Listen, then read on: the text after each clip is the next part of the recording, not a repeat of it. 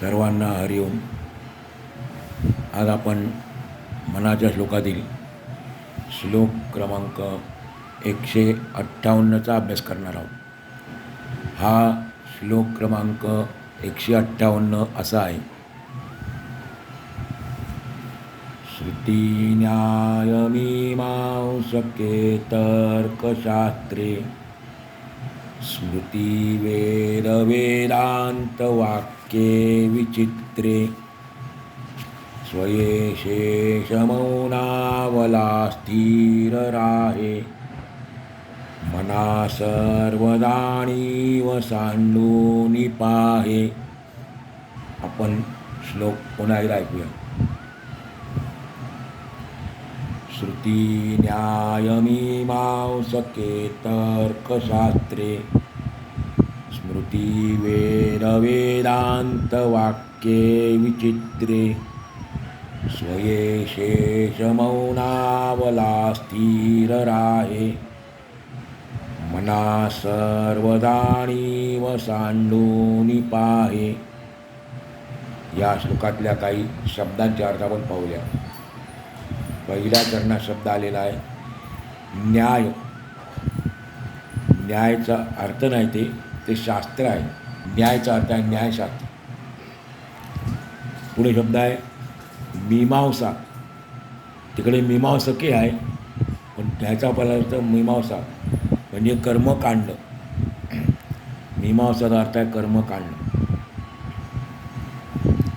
तिसऱ्या चरणात शब्द आलेला आहे स्वये.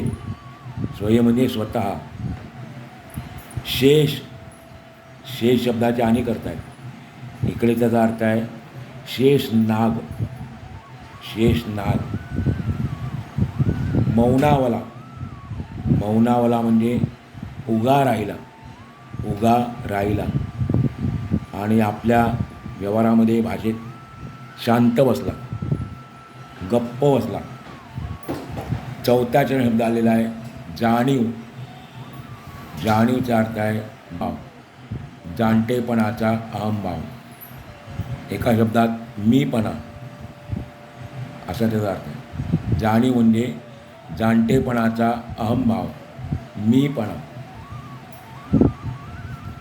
स्वामीजी सांगतात 4 वेद, न्यायशास्त्र, मीमांसा, तर्कशास्त्रे, अनेक स्मृती, पुराणे, वेदांत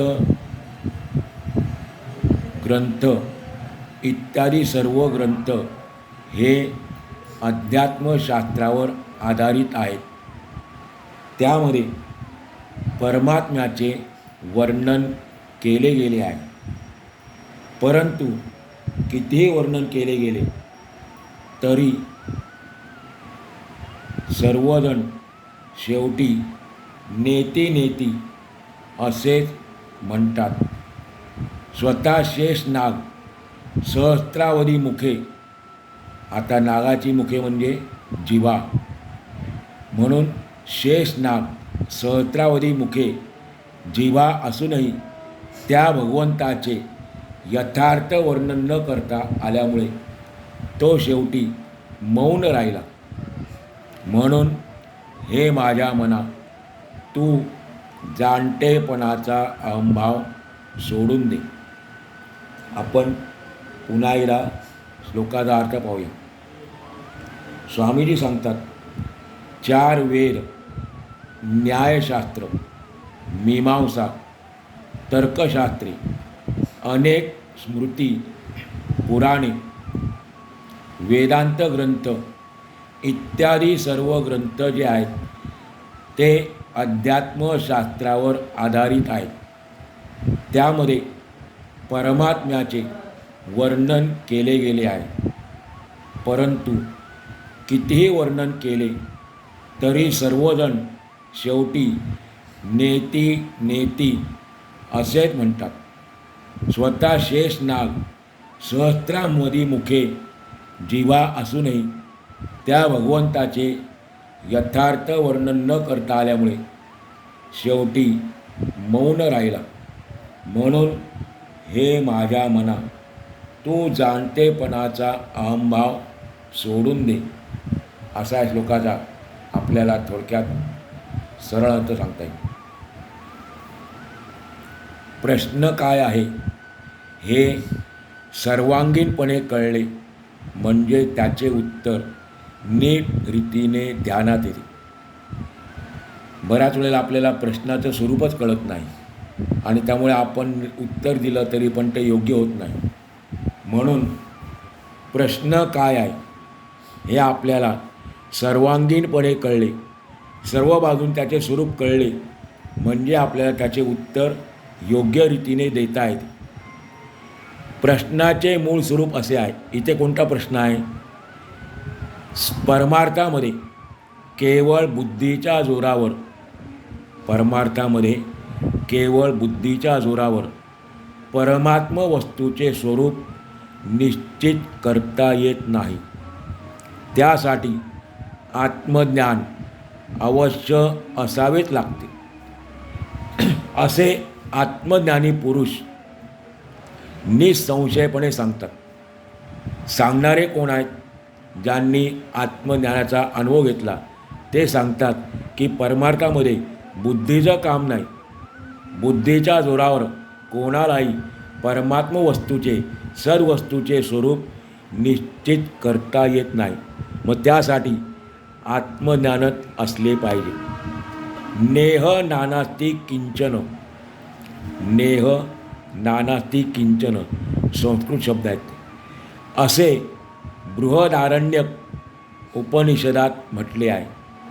उपनिषदाचे अनेक नावं आहेत, अनेक प्रकार आहेत. एक उपनिषद आहे बृहदारण्यक, त्यामध्ये हे म्हटलेलं आहे नेह नानास्ति किंचन, म्हणजे या विश्वामध्ये कोणत्याही प्रकारची अनेकता नाही.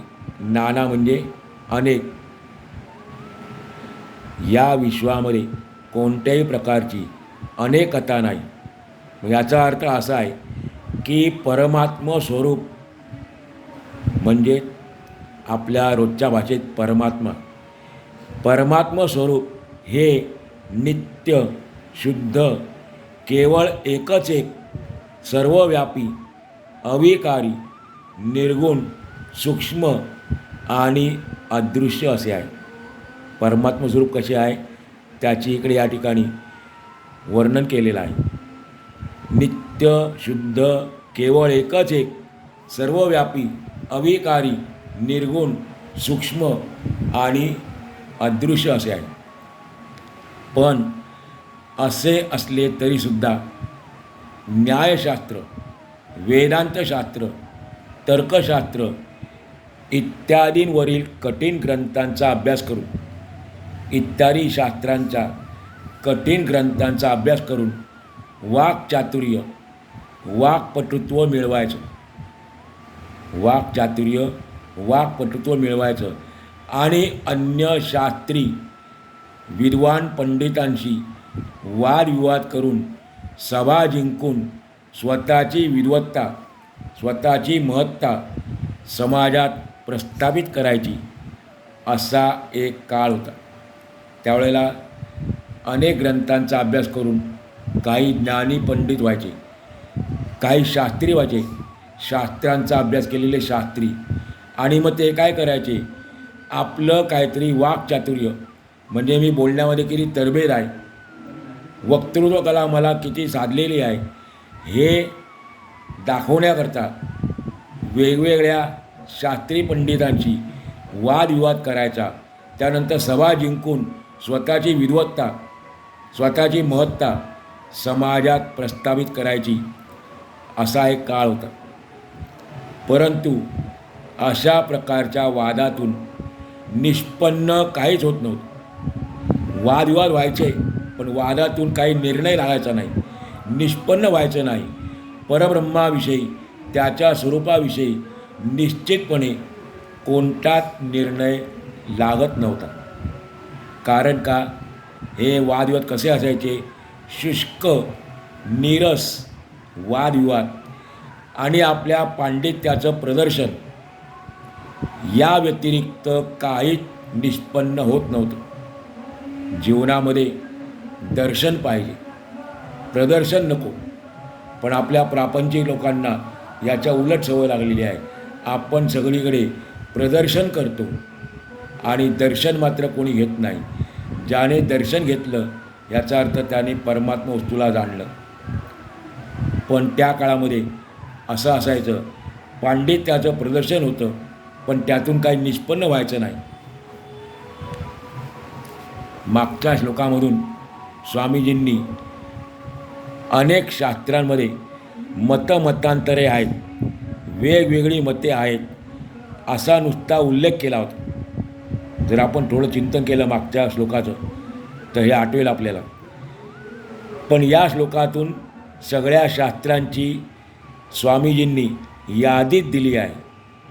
श्रुती, न्यायशास्त्र, मीमांसा, तर्कशास्त्र, वेद, वेदांत, स्मृती अशा भिन्न भिन्न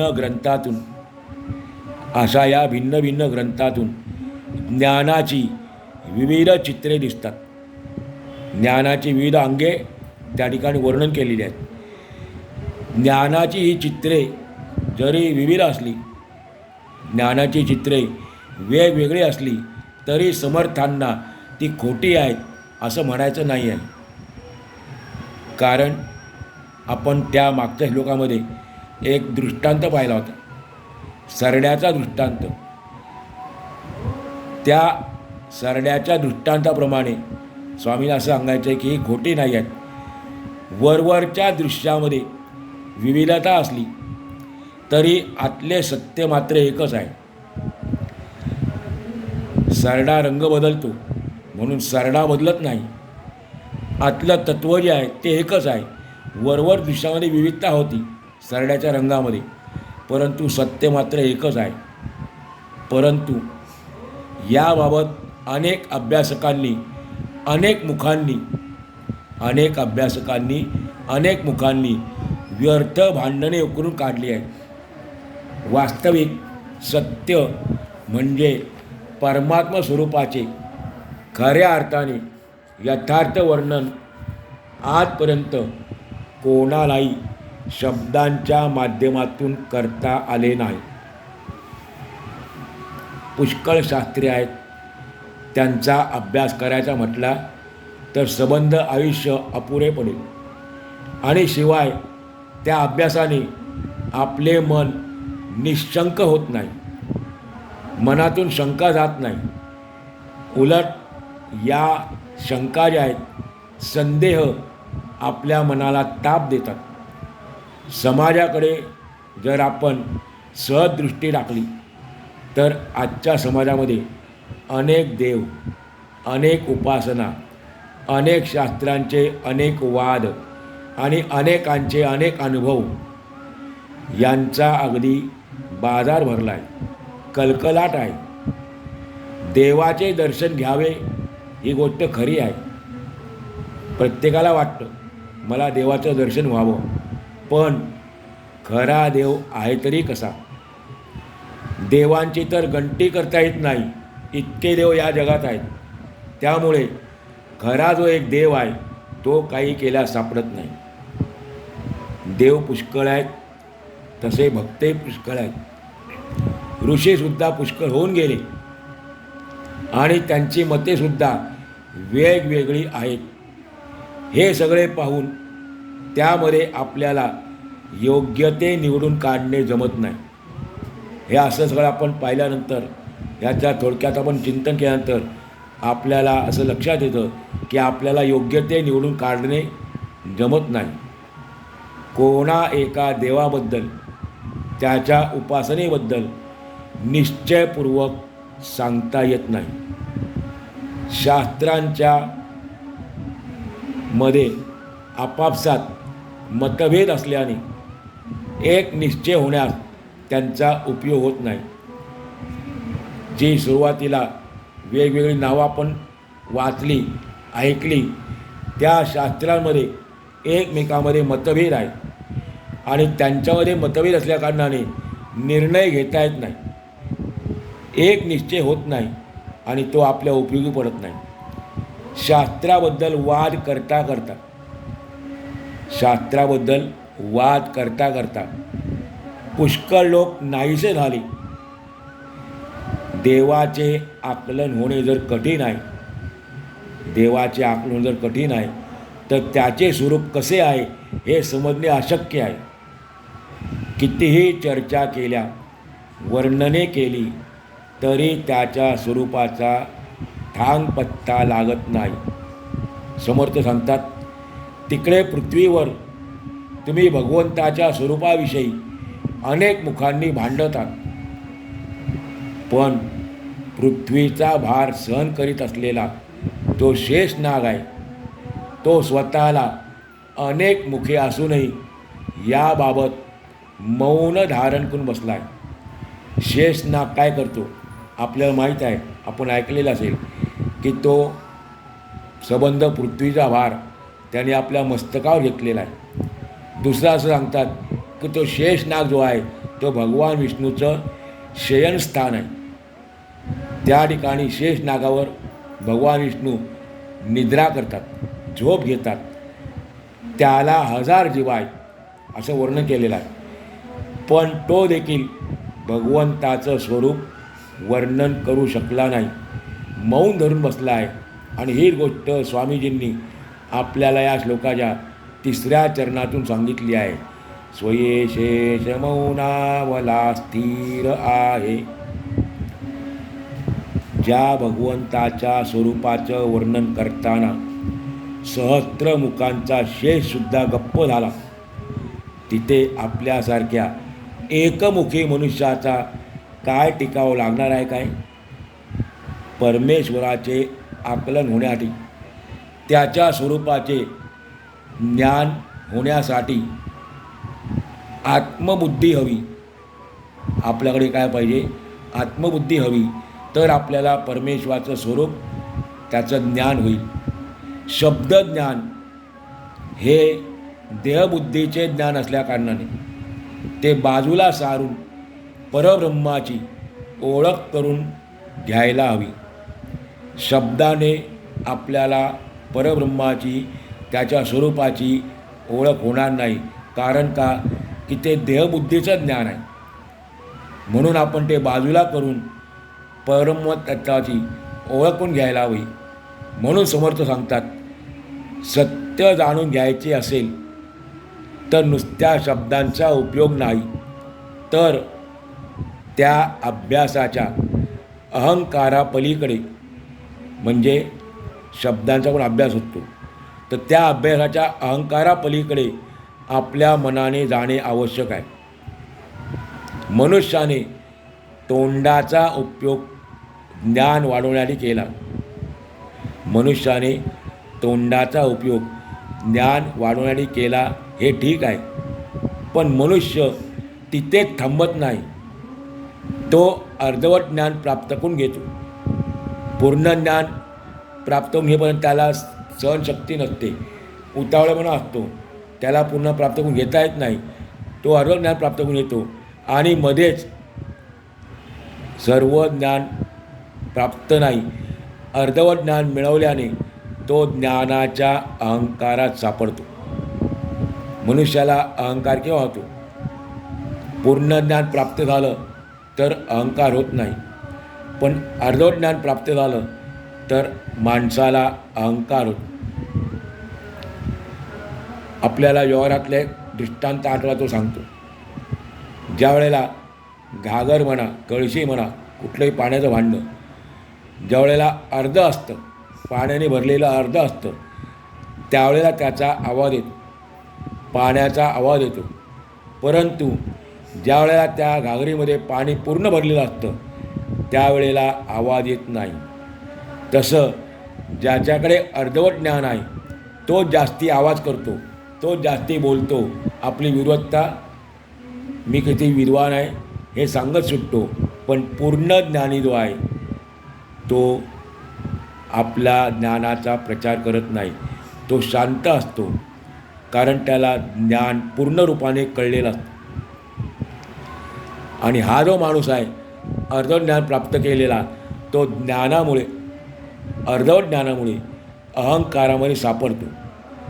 माझ्यासारखा ज्ञानी विद्वान मनुष्य, माझ्यासारखा ज्ञानी विद्वान महापुरुष कोणी नाही अशी त्याची ठाम समजूत होऊन जाते. पण हा त्याचा भ्रम असतो. बघा, हजारो तोंडे असलेला शेषनाग कितीतरी शब्द निर्माण करू शकेल, खरं का नाही? ज्याला हजारो तोंड आहेत तो किती शब्द निर्माण करू शकेल, पण एकदा जाणीव निर्माण झाल्यावर, म्हणजे जाणतेपणाचा अहंकार सोडून दिल्यावर, त्याच्याकडे, त्या शेषनागाकडे भगवंताच्या वर्णनासाठी शब्दच राहिले नाही. म्हणून तो मौन झाला, त्याचे तोंडच बंद झाले. आणि यातूनच तो आपल्याला सर्व काही सांगून गेला.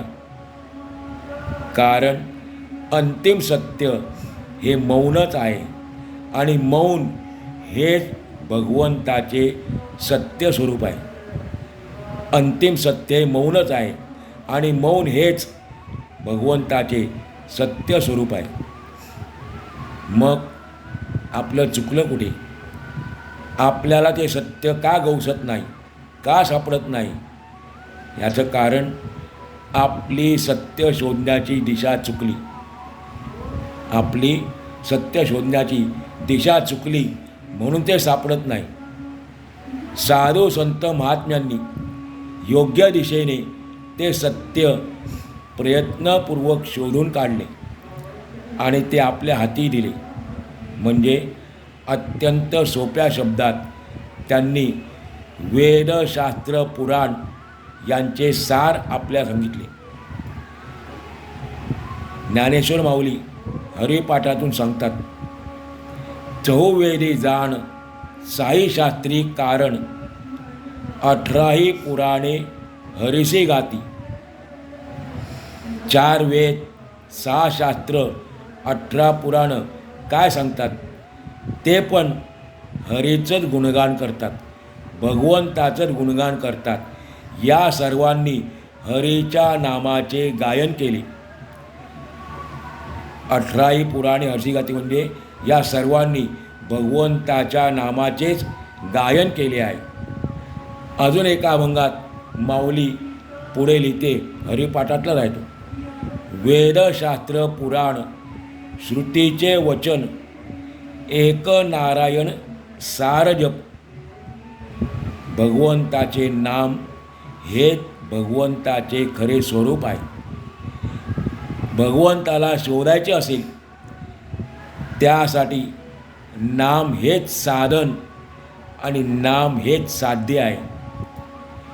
भगवंताला शोधायचे असेल तर त्यासाठी भगवंताचे नाम हेच साधन आहे आणि नाम हेच साध्य आहे.